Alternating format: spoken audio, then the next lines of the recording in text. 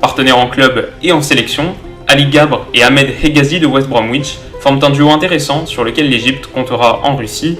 Un poil plus haut, Mohamed El-Neni d'Arsenal est la deuxième star de l'effectif, milieu travailleur, gratteur de ballon infatigable et capable même d'évoluer au poste de défenseur central.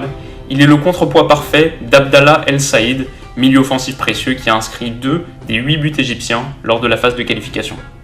Enfin, la ligne d'attaque compte un joueur au surnom particulier, Mahmoud Hassan Trezeguet, qui sera un des atouts offensifs de l'Égypte. Mais le pharaon des pharaons est évidemment Mohamed Salah, qui a 25 ans déjà, est sûrement le meilleur joueur de l'histoire de son pays. Qualifié pour la finale de Ligue des Champions, élu meilleur joueur de l'année en Première Ligue et prétendant très sérieux pour le Ballon d'Or, Salah marche sur l'eau cette saison et il sera en Russie le guide de toute une nation.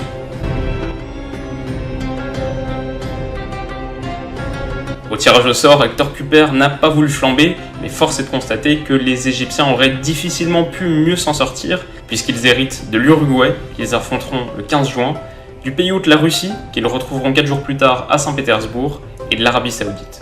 Alors attention, sortir de ce groupe est loin d'être une tâche aisée, mais placé dans le 3e chapeau au moment du tirage au sort, les Égyptiens auraient pu disputer leur qualification face à des adversaires encore plus impressionnants.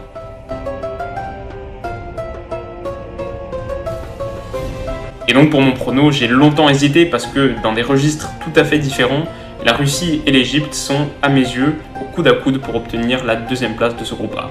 Les Russes partent a priori favoris et les équipes organisatrices obtiennent souvent de très bons résultats en Coupe du Monde, mais j'ai pronostiqué une qualification surprise de l'Égypte.